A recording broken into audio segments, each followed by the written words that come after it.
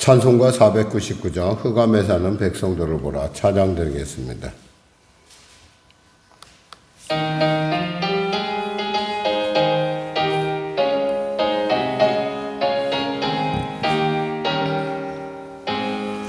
흑암에 사는 백성들을 보라 수많은 심령 멸망하겠네. 그 누가 갈까 주의 복음 들고 생명을 구원하는 곳으로. 큰 권세 주께 있으니 큰 권세 주께 있으니 너는 가서 주의 복음 전하라. 주가 너 항상 지키리라. 구원의 문은 넓게 열렸으니 십자가 운명 일어나고라. 너희의 힘을 하나로 뭉쳐서 죄악의 쇠사슬을 끊노라. 큰 권세 주께 있으니 큰 권세 주께 있으니 너는 가서 주의 복음 전하라. 주가 너 항상 지키리라. 왜 너는 멸망길을 가려느냐. 주 음성 듣고 응답하여라. 널 구원하려 예수 죽었으니 생명의 참된 복음 전하라.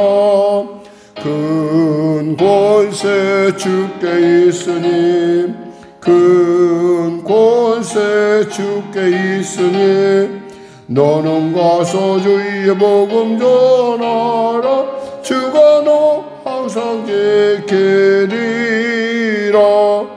온 천하 만민 승리의 그날에 영광과 찬송 주께 드리네. 속죄함이 구원받았으니 기쁘게 할렐루야 부르세. 큰 권세 주께 있으니 큰 권세 주께 있으니 너는 가서 주의 복음 전하라. 주가 너 항상 지키리라. 하나님 감사합니다. 오늘도 귀한 아침을 주시고 오늘도 말씀으로 하루를 엽니다. 하나님, 생명과 진리요 살아계신 하나님의 말씀이 나의 삶을 이끌어가는 길이요 방법이 되게 하심을 감사합니다. 검은 건 글자가 아니라 바로 나의 길을 이끌어가는 나의 삶을 알고 나를 통치해 가신 하나님의 놀라운 통로요. 그 말씀을 통하여 우리는 하나님 앞에 나아갑니다. 특별히 이 아침에 주 앞에 나온 귀한 성도들, 은혜의 보좌에 나온 성도들에게 그 믿음의 은혜를 베풀으시옵소서. 병든 자 치료하소서. 문제 가진 자 해결하시고 눌린 자 자유케 하여 주시옵소서.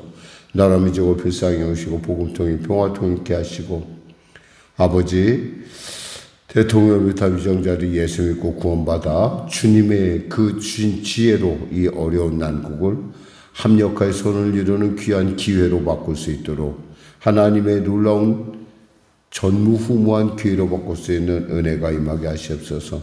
아울러 북한의 악한 정권 회개하고 주 앞에 돌아오게 하여 주시고 그가 누리는 악한 권세의 그 모든 것들이 바로 그 역시도 회개하고 돌이켜야 될, 그리고 그거 역시도 깨질 수밖에 없는 것임을 깨닫는 귀한 아침 될 수 있도록 은혜 더하여 주시옵소서. 전쟁이 속히 멈춰지게 하여 주시고 전 세계가 온 지구촌이 참으로 여러 가지 선거들로 말미암아 참으로 예측 불허의 불확실성의 시대를 살아가고 있습니다. 하나님, 우리 눈에 불확실하게 보이나 하나님의 통치 안에 그 모든 것들이 합력하여 손을 이루어가며 하나님의 그 놀라운 뜻이 경영이 온전하여진다는 사실을 알게 하시고 이 어려운 가운데, 이 혼돈 가운데 아버지 크리스찬으로서 우리가 바르게 살아갈 수 있는 아버지 그러한 놀라운 능력과 권세를 허락하시옵소서. 성령으로 충만케 하소서. 바라게는 성령의 교회를 불쌍히 여기시고 도와주소서.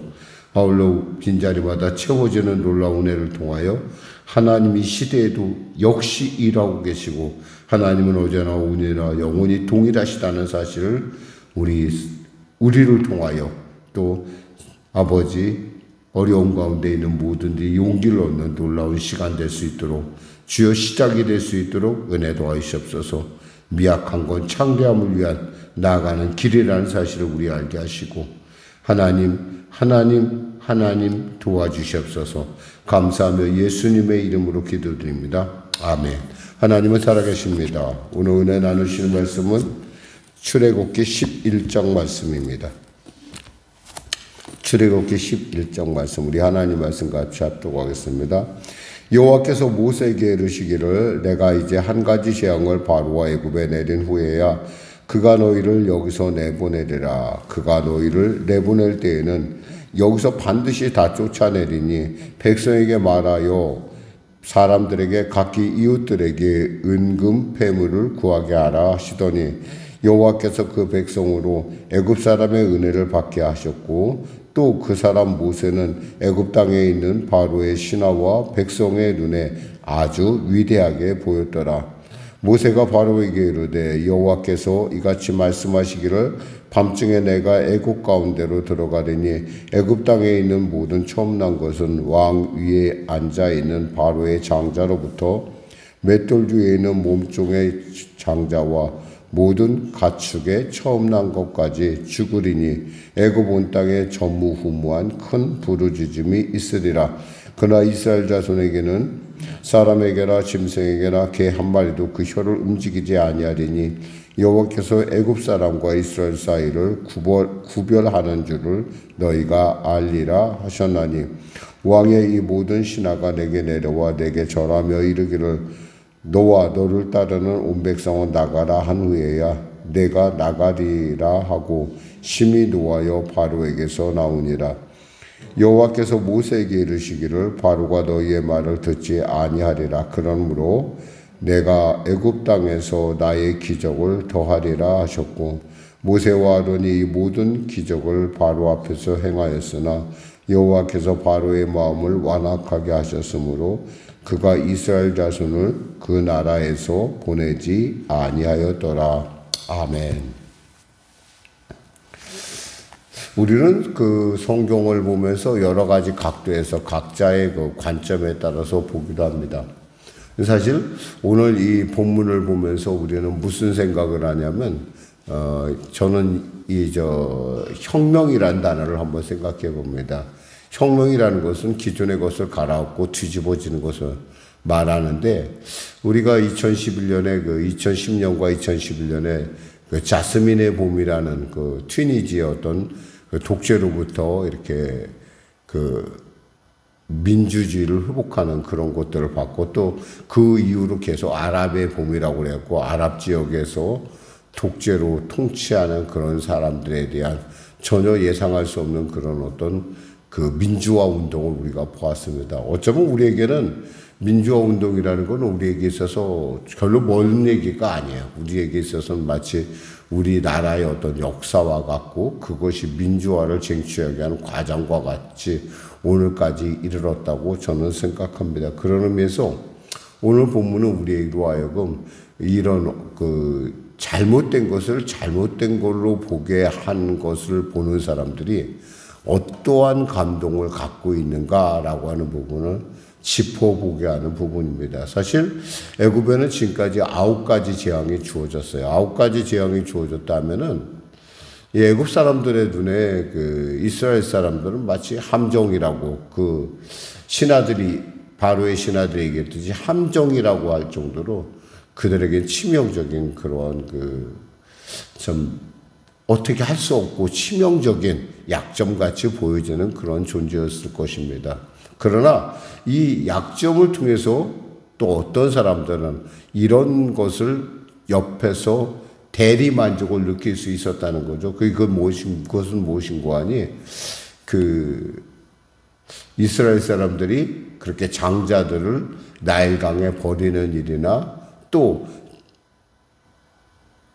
국고성 람셋과 비돔을 건설하기 위해서 그들을 부당하게 부리는 모든 일들에 대해서 어떤 사람들 중에는 이 애굽 사람들 중에는 그것이 옳지 않은데 라고 했는데, 그래도 그들이 우리와 민족이 다르고 그러니까 뭐 그럴 수도 있는 거지 라고 생각했던 사람들에게 이런 10가지 재앙을 통해서 그것이 잘못된 일이었구나 라고 깨닫게 하는 놀라운 그런 계기가 되었다는 사실입니다. 그러니까 그전에는 바로가 하는 일이 다 옳았고 또 바로가 하는 일은 거역할 수 없는 그런 것이었는데, 즉 그리고 그들이 믿고 있는 신이 그 모든 인생을, 그들의 모든 삶을 통치한다고 생각했는데, 이 9가지 재앙을 통하면서 이 애굽 사람들 사이에서는 별거 아니구나, 우리가 믿는 신이라는 것이 별거 아니고 바로가 별거 아니구나라고 깨닫기 시작했다는 거죠. 그러니까 당연히 히브리 사람이기 때문에 그들은 나일강에 버려졌고 히브리 사람이기 때문에 우리의 노예였다라는 거예요. 그러나 사실 그들은 애굽이라는 나라가 건국하는 데 있어서 가장 중요한 역할을 감당했던, 어떤 한 부분에 감당했던 이 요셉이라는 사람에 의해 이곳까지 들어온 민족이라는 것이죠. 그러니까 자기네하고 상관없는, 그러니까 그들이 굳이 그 애굽 사람의 지배를 받아야 될 이유가 없는 민족이라는 거죠. 근데 이 없다는 거에 대해서 사람들은 쉽게 자기 편리에 의해서 망각을 합니다. 아마 이것은 지금 이 순간에도 독재를 일삼는, 이 순간에도 자기가 특별한 사람이라고 생각하는 많은 사람들이 가지고 있는 어떤 그러한 그 착각이라고밖에 없었어요. 하나님 분명히 이스라엘에게 이들은 나의 장자라고 했어요. 나의 자녀라고 했고 나의 장자라고 얘기했어요. 근데 그 장자를 갖다가 나일강에 버리라는 것은 하나님을 대적하는 일이나 마찬가지죠. 근데 그 대적하는 일에 대해서 그들은 전혀 당연한 것이었다가 아니구나, 이것이 잘못된 일이었구나. 그래, 사람이 다 모두가 하나님의 형상을 닮은 존재로서 모두가 존중을 받아야 될 존재인데 수단이 되었다는 얘기예요. 그러니까 그 수단이 되었다는 사실을 어떻게 깨닫냐면 드디어 애굽 사람들도 이런 9가지 재앙을 통해서 그렇구나, 보니까 바로나 나나 별로 다를 바가 없네. 다만 차이가 있다면 저 사람은 저 자리에 앉아 있는 거고 나는 이 자리에 있는 것 아니겠는가. 사실 따지고 보면은 별 차이가 없어요. 그러니까 그런 어떤 그들의 어떤 생각에 있어서 큰 변혁을, 그러니까 혁명을 일으키기 시작한 사건이라는 거죠. 사실 지금 이 순간에도 사실 우리나라, 우리 멀리 갈 것도 없이 자로 북한에 가면은 무슨 백두 열퉁이니 뭐니 말도 안 되는 자기가 특별한 사람이냐 착각하는 사람이 있습니다. 그러니까 그런 사람들이 우리와 같이 있다. 근데 그 사람들 사이에서는 그것이 당연하게 여기고 그것 때문에 전혀 자신들하고 상관없는 사람의 자손을 섬긴다거나 그가 포가복포가 악한 행동을 해도 그거에 대해서 묵인하고 마는 그런 것들을 보여요. 이런 것들은 사실은 또 거기만 있는 것이 아니에요. 우리가 가까이서 보면은 우리가 신천지라고 하는 어떤 이단들도 가보면은 아마 제가 이렇게 신천지 그분들의 어떤 예배 어떤 그런 자세들을 보면서 아마 교회에서 그렇게 예배 드리라고 했다고 교회에서 폭동이 일어났을 거라고 저는 생각을 해요. 보면 가만히 앉아서 그때 우리가 코로나 때 그들의 예배 장면을 찍은 것들을 우리가 봤지만 바닥에 무릎 꿇고 앉아서 한 2시간을 그렇게 예배를 드린다는 거예요. 그 예배도 물론 우상숭배에게 예배도 아니지만 그 집회를 한다는 거예요. 그런 걸 보면서 제가 느낄 수 있는 것은 어떻게 저런 일이 있을 수가 있을까? 저 사람은 우리와 똑같이, 그리고 그 사람 곧 얼마 안 있어서 나이가 먹어서 이 땅을 곧 떠나요. 막 그 소식이 들려올 거예요. 떠날 사람인데 그 사람이 죽지 않는다? 뭐 지금 그런 사람들이, 그래서 그 사람에게 복종을 하고 굴종을 하고 온갖 모든 것을 다 자신의 삶을 그 귀한 시간들을 버린다? 상상이 안 되는 일들이 우리 가운데 지금 있다라는 그 사실이에요. 우리도 이 사실을 통해서 우리가 알아야 될 것은, 사람들은 다 그 일에 대해서 다 당연하다고 여기는 사람만 있지는 않다라는 거죠. 그러니까 그런 사람들에게 뭐 하라고 했어요? 하나님께서 뭐냐면 그 은금 패물을 구하게 하라 한 거예요. 사실 하나님이 은금 패물을 구하라 한 데는 두 가지. 하나님은 공의로우신 하나님이고 이스라엘 백성은 그간에, 히브리인들은 그간에 무상으로 노동력을 제공했기 때문에 그에 대한 대가를 주신다고 했지만은, 또 그런 이면 안에는 그래, 하나님이 옳구나, 그리고 이것이 정의구나라고 하는 사람들의 마음속에는 그러한 감동이 있었던 거죠. 마치 튀니지의 봄이 오늘날의 아랍의 봄으로 계속 발전해가고 끊이지 않는 것처럼, 뭐 천안문 사태가 마치 또 우리가 말하는 홍콩의 봄, 뭐 여러 가지 많은 어떤 그런 사건들이 가만히 보면은 그냥 그대로 끝날 것 같은, 도저히 독재의 어떤 그런 악함을 생각할 때는 그대로 끝날 수밖에 없는 상황을 변화시키는 놀라운 그 역사 안에는 누가 계신 거 아니? 하나님이 계시다는 사실을 우리로 알게 하는 부분이라는 거죠. 사실 이 오늘 11장은 사실 보면은 6월절을 제정하게 된 그 중요한 이스라엘의 출애굽이 본격 시작되는 서론에 불과해요. 그러나 이 서론을 보는 어떤 사람들은 혁명을 보는 사람이 있고, 어떤 사람들은 이곳에서 하나님의 공의로움을 보는 사람도 있고, 어떤 사람은 하나님이 시간 속에서 역사하시는 하나님을 보는 놀라운, 이 짧지만 결코 짧지 않은 스토리를 품고 있는 부분인 것을 우리가 알 수 있습니다.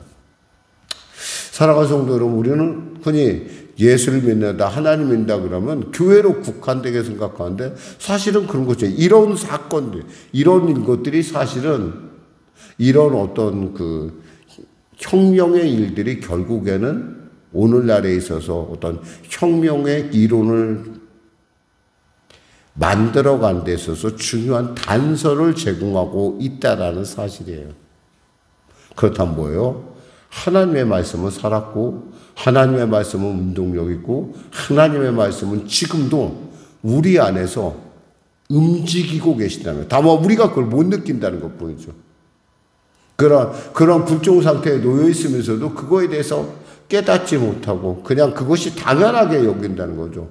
그러나 하나님 안에서 당연함은 없어요. 분명한 것은 하나님은 지금도 역사하시고, 또 말씀했다시피 이 하나님의 역사를 통해서 사람은 이 정도구나, 그리고 하나님은 우리가 가야, 하나님이 진정 하나님이시구나라는 걸 깨달아가는 그러한 물이 바다와 덮음같이 당연하게 알아져가는, 하나님을 아는 지식이 당연해가는 과정이라는 것을 오늘 본문은 지금 설명해 주고 있습니다. 말씀을 뵙겠습니다. 사실 우리가 생각해 보면, 저도 이렇게 곰곰이 따져보면 지금 이 말씀을 통해서 애굽 사람들이 그들에게 은금을 줘? 그게 가능한 일일까?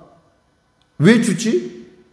사실 이스라엘 백성의 함정이라고 생각할 정도로 그들에게 재앙을 가져주는 존재였는데 그들에게 은금 패물을 준다? 이것이 왜 어떻게 가능할까? 어떻게 하나님이 하시면 가능할까?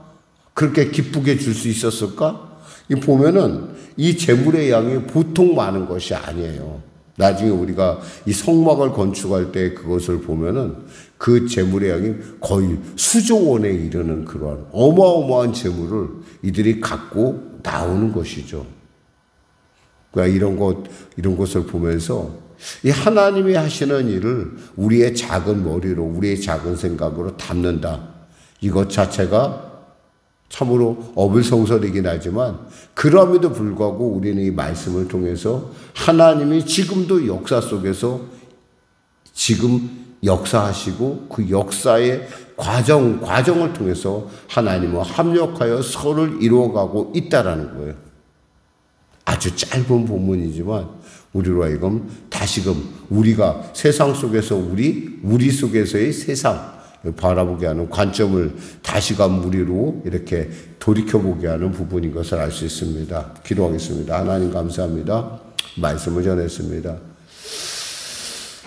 이스라엘 백성이 9가지 재앙을 통해야만 바로의 마음이 조금 움직일 듯 했지만 결국 그가 완악함으로 하나님의 버려두심으로 말미암아 하나님의 그 방치하심으로 말미암아 결국 10가지 재앙을 향해 나아가는 과정 중에 있습니다.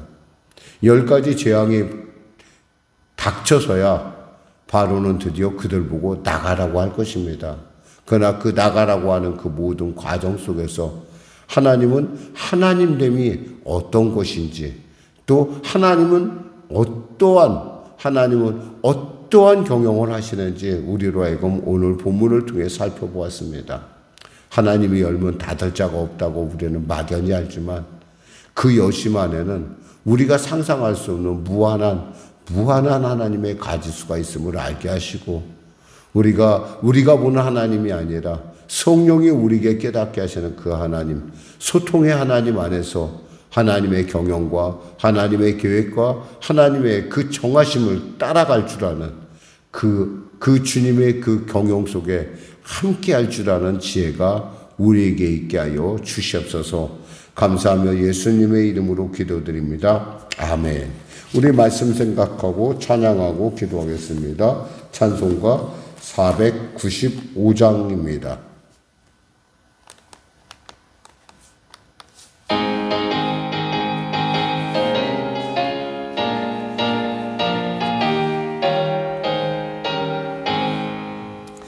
익은 곡 싣고 돌 자가 없는 이때에 누가 가서 거둘까? 내가 어찌 게으르게 앉아 있을까? 어서 가자 밭으로 보내주소서.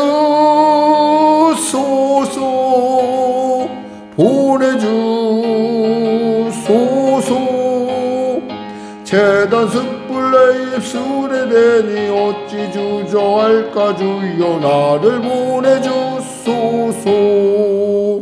주가 두루 다니시며 일꾼 부르나 따르는 자 적도다. 보라 주위에 살아가는 익은 곡식을 어서 거두러 가자.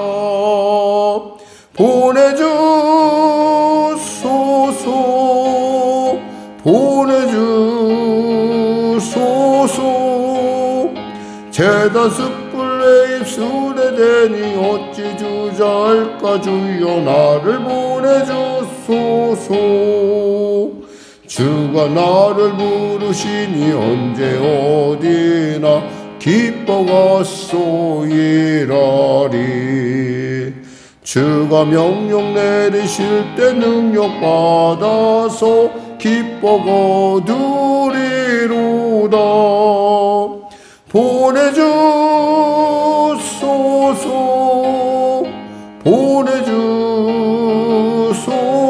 보내주소서. 재단 숯불 내 입술에 대니 어찌 주저할까? 주여 나를 보내주소서. 주님의 이름 하늘에 계신 우리 아버지의 이름을 거룩하게 하시며 아버지의 나라가 오게 하시며 아버지의 뜻이 하늘에서와 같이 땅에서도 이루어지게 하소서. 오늘 우리에게 일용할 양식을 주시고 우리가 우리에게 잘못한 사람을 용서하여 준 것 같이 우리 죄를 용서하여 주시고 우리 시험에 빠지지 않게 하시고 악에서 구하소서. 나라와 권능과 영광 영원히 아버지의 것입니다. 아멘.